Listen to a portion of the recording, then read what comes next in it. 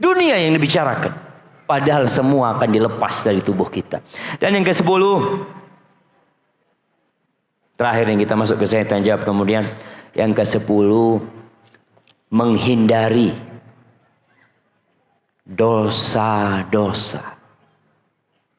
Atau perbuatan-perbuatan walaupun mubah. Kalau pada akhirnya bisa menghalangi hati kita dari cinta kepada Allah Azza wa Jalla. Banyak makan, banyak hiburan, itu bisa menghalangi hati kita dari mencintai Allah Azza wa Jalla. Barakallahu fikum. Jamaah rahimakumullah. Kita masuk ke sesi tanya jawab. Anda lihat betapa banyaknya pertanyaan yang diajukan. Semoga kita bisa menjawab sebagian darinya. Yang pertama, bismillah. Ana berumur 27 tahun. Sudah menikah 5 tahun. Dan sudah memiliki 3 orang anak. Jarak umur anak kurang dari 2 tahun. Suami ana ingin memiliki banyak anak. Minimal 7 orang katanya. Mohon nasihatnya untuk ana Ustaz. Agar bersenang hati dengan keinginan suami ana tersebut. Sekarang ana mengasuh. Bismillahirrahmanirrahim. Ketiga anak seorang diri saat suami bekerja tanpa bantuan pengasuh, dan terkadang ana sering mengeluh terhadap keaktifan si anak. Syukron. Nasihat ana anti sampaikan kepada suami, bang jangan 7 tapi 17. Nah, cuma sampaikan kepada suami, bang, namun banyak anak ini ada tanggung jawab mendidik mereka. Maka kita atur memiliki anak ini. Paling tidak sempurnakan masa susuan. Berapa tahun menyusu? 2 tahun. 2 tahun plus 9 bulan. Jadi hampir 3 tahun. Jarak tiap anak itu usahakan hampir 3 tahun. Karena itu akan memudahkan orang tuanya. Anak ketika menikah, anak bawa istri anak ke Madinah, nggak ada orang tua, nggak ada mertua, nggak ada pembantu. Gaji kita gajinya pembantu waktu itu. Kalau dikasihkan pembantu kita nggak makan apa-apa. Anak ngomong sama istri. Waktu itu punya anak 4. Tanpa pembantu, tanpa pengasuh, tanpa orang tua, tanpa siapa-siapa. Tapi kita punya Allah Azza wa Jalla. Maka nasihat anak buat ibu ini dan yang lainnya. Fatimah, putri Nabi Muhammad SAW, dia punya anak Hasan. Setelah Hasan lahir, dapat 4 bulan punya anak Husain. Hamil Husain, bukan punya anak Husain. Setelah dia punya anak Hasan, kira-kira sekali datang bulan, bukan 4 bulan. Setelah nifas, sekali datang bulan punya anak Husain. Jaraknya sangat berdekatan sekali. Suaminya Ali bin Abi Thalib miskin, bukan orang kaya. Sehingga nggak bisa, kalau sekarang bisa beli makanan. Capek istrinya beli makanan, nggak bisa Ali melakukan itu. Beli tepung nggak bisa. Yang bisa dibeli adalah gandum.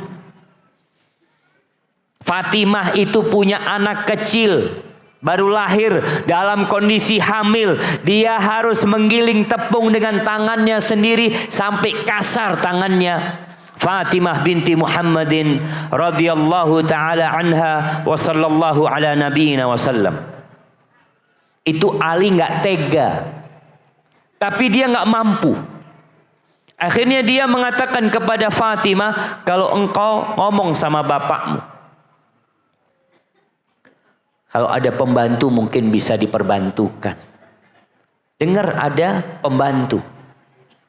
Maka Fatimah niat minta bantuan dari ayahnya. Dia sampai ke rumah Nabi Muhammad SAW, rumahnya Aisyah. Ketika itu Rasulullah SAW nggak ada di rumah. Malam hari Nabi pulang alaihi salatu wassalam, disampaikan sama Nabi, disampaikan oleh Aisyah kepada Nabi alaihi salatu wassalam, kalau putrimu tadi datang kemari cerita keperluan dia. Maka Nabi alaihi salatu wassalam berangkat ke rumahnya Fatimah bersama Ali. Izin masuk, Fatimah dan Ali sedang tiduran, mau berdiri disuruh duduk. Wah, bukan disuruh duduk, suruh tetap rebahan. Nabi duduk di tengah antara Fatimah sama Ali. Kata Ali bin Abi Thalib, sampai aku dapati sejuknya telapak kaki Rasulullah SAW di dadaku.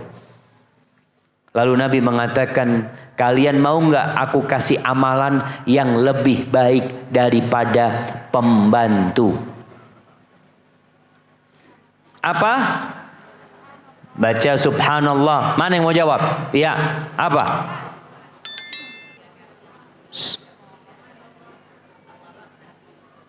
Tiga 34 kali Allahu Akbarnya. Nah, kasih hadiah yang sebelah sana. Subhanallah 33 kali. Alhamdulillah 33 kali. Allahu Akbar 34 kali. Kata Nabi SAW, itu lebih baik dari pembantu, bukan sama. Lebih baik. Maka tadi anti yang merasa capek, lelah, ingat sebelum tidur ngomong sama suaminya, bang, jangan lupa baca bang. Aku kerja sendirian di rumah. Abang juga baca. Supaya Allah kasih kekuatan pada kita. Dan kemudian apa yang terjadi, terima. Namun kalau bisa diatur, diatur kelahirannya. Dan bagi para wanita, jangan pernah berpikir suaminya enak-enakan, dia yang capek di rumah. Ada perempuan yang mengatakan, mas atau bang, lihat nih udah besar lagi perutnya, kamu enak-enakan. Kata suaminya, siapa yang enak-enakan? Sejak perut itu besar saya kepikiran harus bekerja lebih, harus ini itu. Melihat istrinya capek, suami sama-sama capek. Tapi capeknya seorang wanita ada nilai lebihnya. Allah tahu dengan kelelahan itu. Allah mengatakan, "Famay ya'mal mithqala dzarratin khairan yarah." Pasti didapat. Apa yang kita mau cari di dunia ini, jamaah? Perbanyak amalan. Dan hamil memperbanyak umat Nabi Muhammad SAW, termasuk amal soleh. Barakallahu fikum.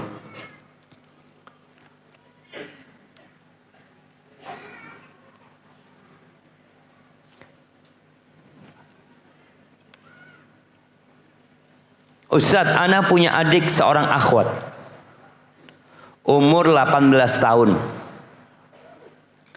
Adik ana sangat menyukai opa-opa Korea. Apa opa-opa Korea?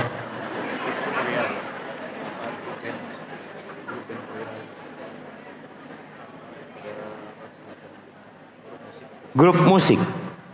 Ada K-pop Korea. Banyak lagu Korea yang dia hafal. Sampai mandi dan ke toilet pun tetap mendengarkan musik. Saya dan orang tua sudah sering menasihati, namun tidak didengar. Mohon nasihatnya Ustaz, kebetulan anak kesini membawa adik anak tersebut. Dapat apa nonton Korea? Dapat apa jamaah? Kalau nonton Korea, anak setiap nonton Korea Ustaz, tahu-tahu uang keluar Ustaz. Jamaah, modal hidup kita itu bukan uang, waktu. Orang kalau sudah di hatinya penuh dengan lagu-lagu, musik-musik, artis-artis, mungkinkah Al-Quran berada di hatinya?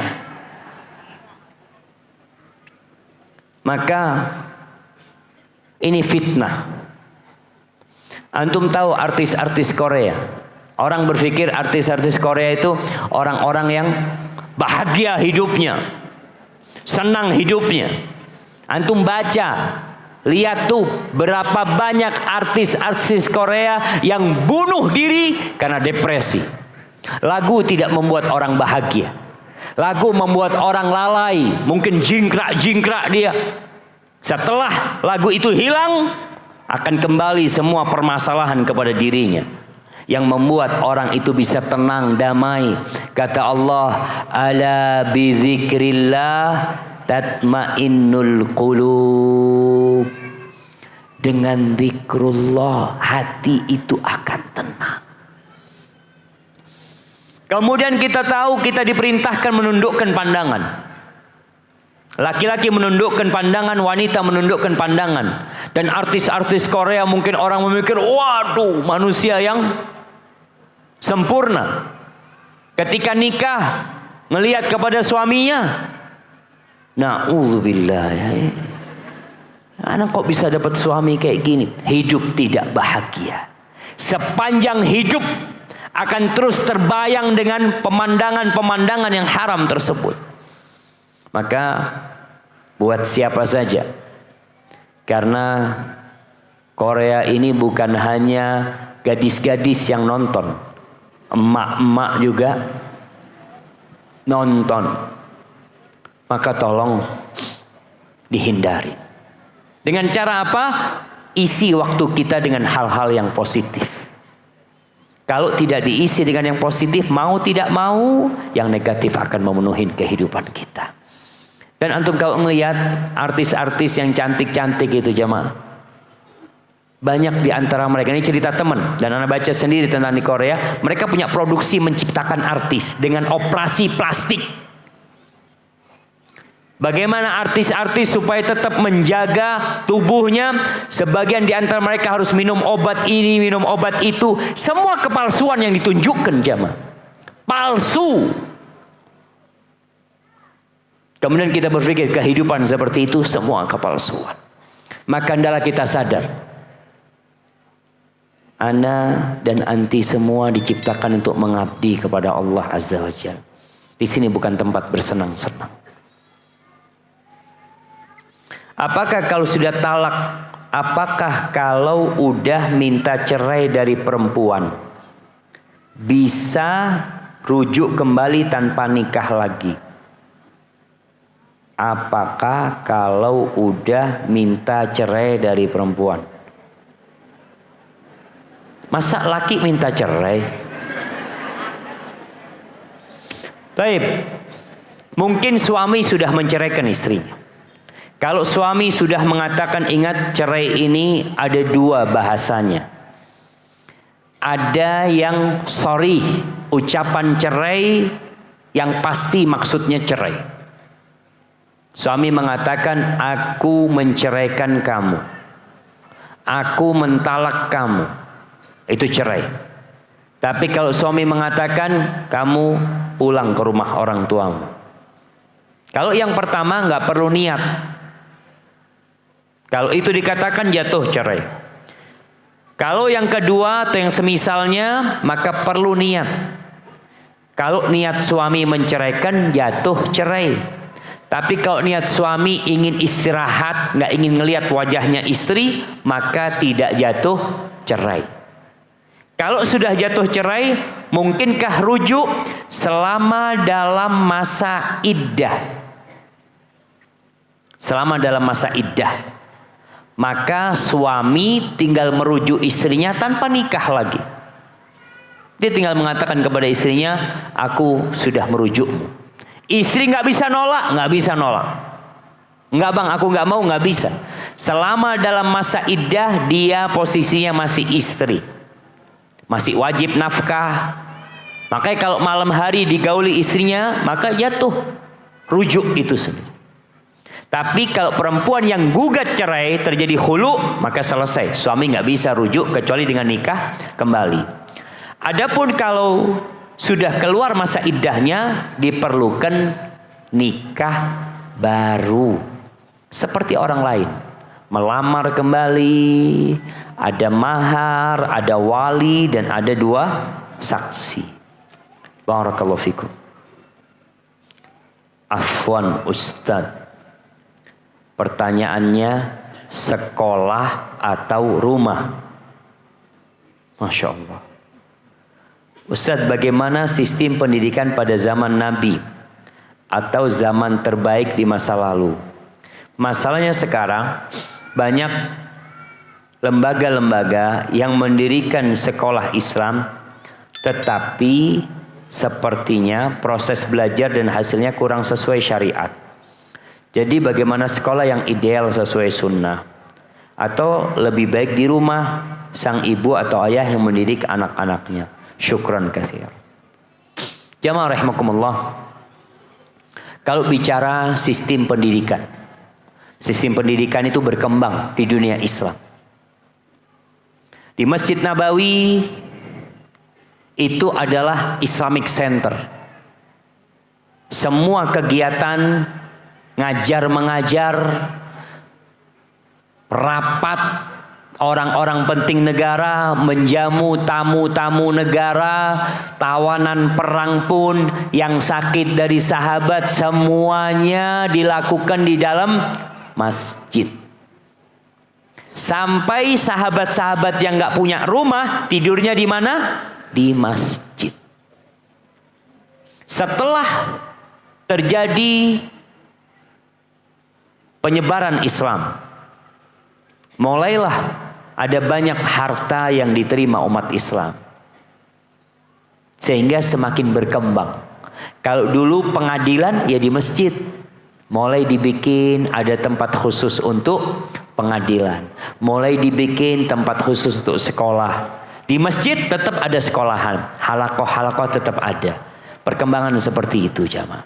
Al-Imam Syafi'i, bagaimana belajarnya Imam Syafi'i? Ibunya tidak memiliki kecukupan ilmu untuk mengajar Imam Syafi'i. Yang dilakukan ibu dicarikan sekolahan. Tapi di masa Imam Syafi'i, sekolahnya masih di masjid atau di rumah-rumah ulama.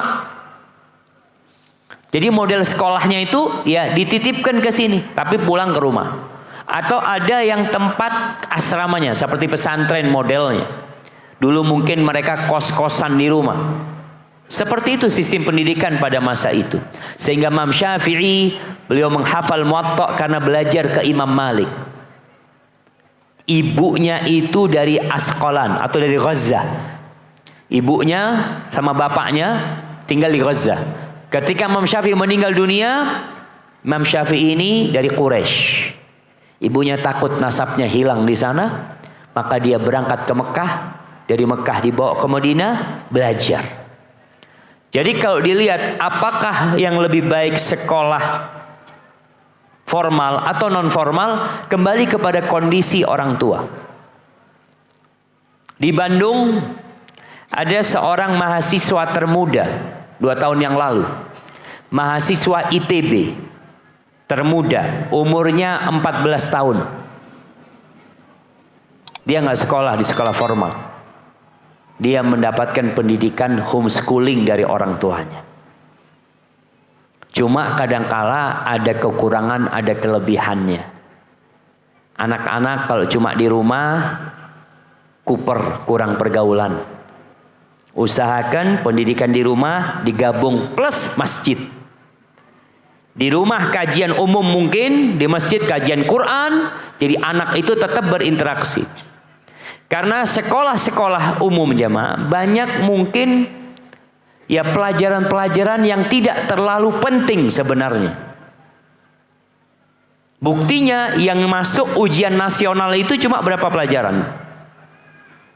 Hanya matematika, bahasa Indonesia, IPA, mungkin bahasa Inggris. Bas 4 pelajaran. Sisanya nggak masuk. Nanti tidak berpengaruh nanti untuk melanjutkan sekolah. Di rumah bisa dilakukan itu. Maka nasihat anak mana yang lebih baik tergantung kondisi orang tuanya. Dan sekarang sudah mulai dibuat homeschooling bersama. Jadi anak-anak itu tetap sekolah bersama di sana, ada teman-temannya. Kemudian dia juga bisa mendapatkan pelajaran yang maksimal. Hadza wallahu a'lam bishawab. Bagaimana pendapat Ustadz terhadap imunisasi? Apakah anak-anak Ustadz diimunisasi? Iya, diimunisasi. Anak-anak anak 4 lahir di Medina. Kalau nggak diimunisasi, kita nggak dapat akte kelahiran. Jadi bicara imunisasi jamaah, apabila bahannya itu halal, selesai, halal. Imunisasi ini seperti pengobatan. Apabila halal, maka jadi halal. Mungkin ada yang mengatakan nggak perlu imunisasi, nggak wajib imunisasi. Imunisasi itu memberikan imun kepada tubuh supaya anak itu tidak mudah terkena penyakit. Karena kita lihat sekarang banyaknya makanan-makanan yang kurang sehat yang dikonsumsi oleh anak-anak. Kalau antum mungkin berpikir, ibu-ibu berpikir, dulu Ustaz nggak ada imunisasi, sehat makannya, sehat. Anak-anak olahraga. Sekarang ibu-ibu yang sehat apanya? Jadi telunjuk sama jempol. Semuanya mau ngambil air tinggal keluar airnya. Dulu pakai timba aja mah. Anak-anak itu sehat. Sebulan yang lalu kita ke kampung sama anak-anak. Anak dapat sumur yang masih dapat. Anak ngomong sama anak, sini, ayo semuanya ambil air. Supaya mereka merasakan gimana, apalagi dalamnya 20 meter. Dia ngambil air. Seperti ini orang-orang dulu sehat. Sekarang makannya penyedap-penyedap semuanya. Sekarang kenapa orang minum minuman, apa istilahnya yang dikasih sayur-sayur minuman? Infus water. Dulu nenek-nenek kita pernah infus water, cuma. Karena semua bumbunya itu udah sehat. Yang namanya jahe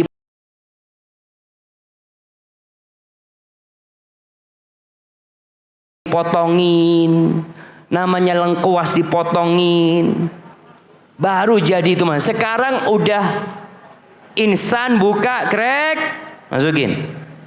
Jadi tuh bumbu rawon, mau bumbu gulai, bumbu apa udah jadi. Makanya kalau dikatakan imunisasi di masa sekarang kondisinya mungkin penting. Tapi ingat, apabila bahannya halal, silahkan. Tapi kalau enggak Ustaz, anak punya cara lain untuk membuat ketahanan dari tubuh anak-anak lebih kuat. Tafadhol, silahkan. Karena dia akan berinteraksi dengan orang banyak. Jangan sampai dia terkena penyakit yang membuat orang lain kena penyakit gara-gara dia. Artinya kita perlu menjaga kebersamaan ini. Dikatakan kalau umpamanya yang diimunisasi 100 orang, 5 orang nggak diimunisasi, dia itu rawan potensi terkena penyakit tersebut umpamanya. Rawan potensi aja. Tapi kalau kekuat, insya Allah enggak jamaah. Hadza wallahu a'lam bissawab. Jadi kalau memang mungkin orang Ustaz, ana mau pakai habbatus sauda, ana mau pakai madu, tafadhol, silahkan. Tapi imunisasi selama itu halal, para ulama telah memberikan fatwa. Apabila imunisasi itu halal, ya halal jadinya. Semacam pengobatan jamaah untuk mencegah sebelum datangnya penyakit.